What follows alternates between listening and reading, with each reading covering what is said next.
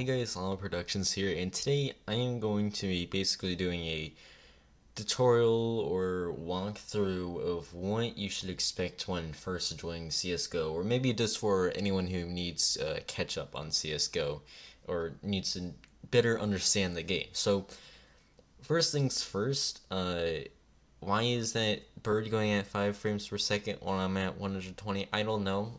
Second thing, ignore my silver rank or my competitive rank.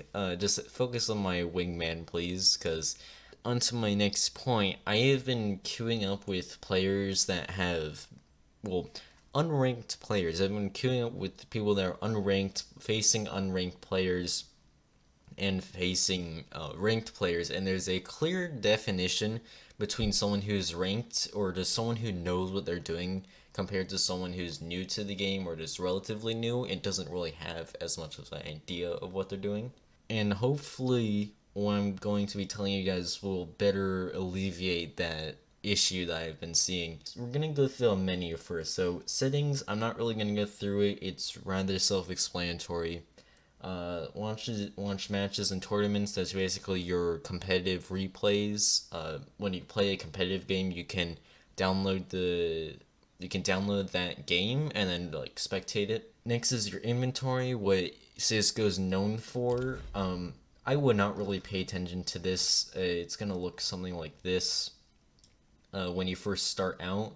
It's just, yeah, again, I wouldn't really stress about your inventory. It's purely cosmetic. Looking to play, so if I go over here, this is pretty much like people near you are queuing up or just looking to play a competitive wingman or danger zone with you, or just anyone that's near them. I wouldn't really do this. I'd rather just queue up into the normal menu instead.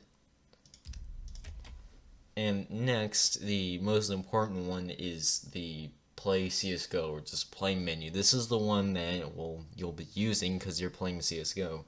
So I'm gonna go right to left, starting with Danger Zone. Now, this game mode is Battle Royale. Battle Royale using like CSGO mechanics basically. It takes ages to queue up in. The last time I did it, it took like 8 minutes, and that might not seem like a lot to some of you, but seeing that the highest queue time is 3 minutes. Yeah, 3 minutes and 27 seconds. It's quite a while when queuing up in CSGO. And although there is a rank, it's really just not all that worth it to play. I mean, sure, you can go play. I don't care. It's fun if you have a good teammate. But all in all, compared to how long it takes to queue up, I'd rather play other things. Next up is War Games. So you're basically, there are 3 sets of maps. Arms Race is where you go up, well, as the description says, you go through different weapons in the game, and eventually when you have played or gotten enough kills with every weapon, then you win. It's sort of like a deathmatch, but with different rules, basically. So Demolition, I haven't really played this one, despite how long I've played this game. But from what it says, it seems like it's a Wingman map and an arms race combined. It's kind of confusing, I'm not really sure. So next is Flying Scoutsman. This is just horrible. It's just, I never want to play. It's pretty much, you have a scout, it's 5v5 or something like that, like casual game mode rules, but no bomb sight, and you're fighting each other with very low gravity and a scout. It is just, it's like they've run out of ideas for game mode. It's pretty bad. I would not play it. In all, or in summary, war games is just something that you shouldn't really do unless you're doing it just for fun. If anything, arms race could be good for getting used to weapons and things. So these other two, just don't even bother with them. Next is deathmatch. So this one is really good in short amounts, or not really short amounts, but small amounts. I would not suggest playing this for a lot or more than maybe 2 or 3 rounds. 1 or 2 is a good amount. I say that just because you pretty much you rely on being able to respawn and make up for your mistakes, whether in or where in casual, wingman, and competitive, you only have one life every round, and if you play deathmatch too much, you'll be too used to being able to respawn. And it is good to warm up, and you can get used to all the different weapons and stuff. I'm not saying it's a bad thing, but just don't play it too much. Then again, when you're starting out, I'm not sure how bad it would be to play it a lot because you're not ranked and you're probably not going to be ranked for a while. Next is casual. So casual is something that you play the entire time, no matter if you're ranked or not, if you're good or not, whatever. So next up is casual. Now casual is what you'll play your entire CSGO journey. I still play. It's a great thing to play for warm up. It's better than deathmatch, just because you actually play in the same game rules. Deathmatch is better for just getting used to the weapons, and casual is better to get used to the game itself. The thing that makes this more casual is that you don't have to worry about defuse kits or armor, and because of that, it's a lot easier to spend your money more freely. There is also more players on each team. In competitive, it's 5v5 versus casual, it's 10v10. This may seem like a lot, and don't get me wrong, it is, but it kind of takes a little bit getting used to well, either competitive or casual. Casual can be very chaotic at times, so you just kind of have to bear with it. And if you play too much competitive and then jump back to casual, it can be very overwhelming because there's so many people. So next up is Wingman and competitive. Now these are the two, I don't remember which or what level, but you have to be a certain rank. Like I'm rank 24. I think it's maybe rank 5 or something. Then you have to queue up, or that you can be able to queue up in competitive or Wingman. I would not suggest you do it immediately. And the reason I say that is because you will, although you don't have to worry about your rank, you have to get 10 wins or in order for you to be ranked. But if you jump in and you're unranked, you will sometimes, very sometimes, be queued with people that are ranked. For example, as I was saying, I've been queuing up with people that are not ranked, so I'm silver 2 playing with people that aren't ranked at all. So then I get paired with people that are like rank 5 or rank 6, barely know how to play the game, and then the enemy team can also be ranked. So it's really it can be quite annoying and difficult at times. So I would just make sure you confidently know how to play the game before you jump in competitive.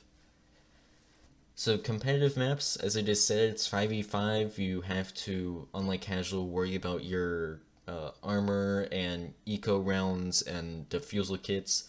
Uh, Scrimmage is the same thing as competitive, except you don't have to worry about your rank going up and down. Obviously, when you first start out, you don't need to play scrimmage at all. And then there's Wingman. So Wingman is 2v2, same rules as competitive, just 2 players versus 2 players. As you can see, I'm gold number 3 because I'm actually been playing with people that are also gold number 3. Wingman is, in my opinion, a lot easier to play, especially if you are if you have a singular friend to play with. In Wingman, there's only one bomb site, and there are also more maps like Lake, Rialto, and Short Dust, Cobblestone, and I think that's it, are different from the regular competitive matchmaking. All of the maps, again, only have one site, they're smaller, and it's for 2 people. Wingman is, I think, it's a lot more digestible, and the reason I say that is because you only have to worry about one teammate and 2 other people. You can much easier, or you can face 2 people by yourself a lot easier than you can face 5 people, and it's a lot easier to communicate with one person than it is with 4 people. Because the maps are smaller, you don't have to wander around as much. You can find the enemy faster. Blah blah blah. It's a lot quicker. So if you have a friend and you're playing competitive, or if you're playing CSGO with them, I'd suggest trying out Wingman before you do competitive. And again, that's just because it's a lot easier to communicate, and with that, you can win the game more. I apologize if I'm rambling on a little bit. I don't have a script for this video just because it's kind of hard to script. So if I ever ramble on, I'll try my best to cut it out, but there's only so much I can do. So next, there are 5 other things in this drop-down folder right here. So official matchmaking, you just be paired with random people. Practice with bots, it's the same thing except you play against bots only. So if I just queue up into a casual game real quick, I will be fighting bots with bots instead of random players against random players. So as you can see, they're all bots. I'm the only human here. It's kind of good to practice in, but you'll see in a moment, like all of the bots, everyone went here, and all of the enemy team went here, and it's something that is kind of an issue, is that the bots all go into the same place. So if you see your team going to one site, that also means the other enemy team is going to this site as well. So it could be good to, you know, get used to this without fighting normal players, so at the same time, it kind of isn't, because it's so predictable. Which again, I would rather queue up in a casual game than practice in this. So as you can see, there's 2 people going mid and 2 people going A. So that means that 2 people go here and 2 people go in mid. I'm not sure what these bots are doing. Yeah, they tend to jump a lot. Nope, what did I say? 2 people on A. They're okay. Not sure what these bots are doing. But yeah, they're just so like, what the hell are they doing? So 2 of them, or 1 of them is going palace and 1 of them is now down there? Wait, oh wait, just look at this.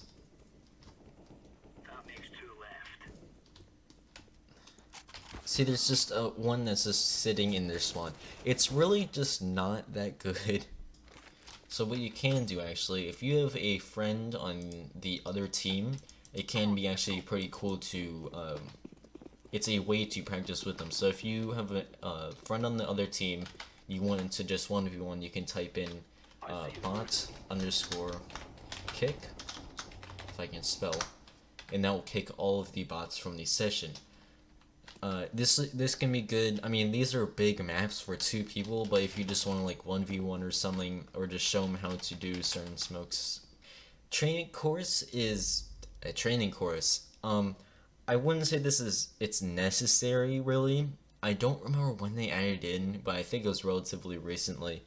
It's quite literally just a training course. Some NPC runs you through the basics of the game. I think that just queuing up, you don't need to do it at all. Queuing up in any game or any casual game would teach you far better how to play the game.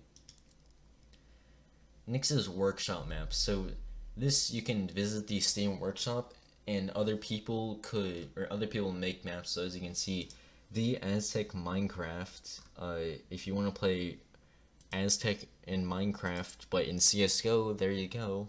This is if you want to play against bots, it's good, but normally this would be useful for playing with other friends.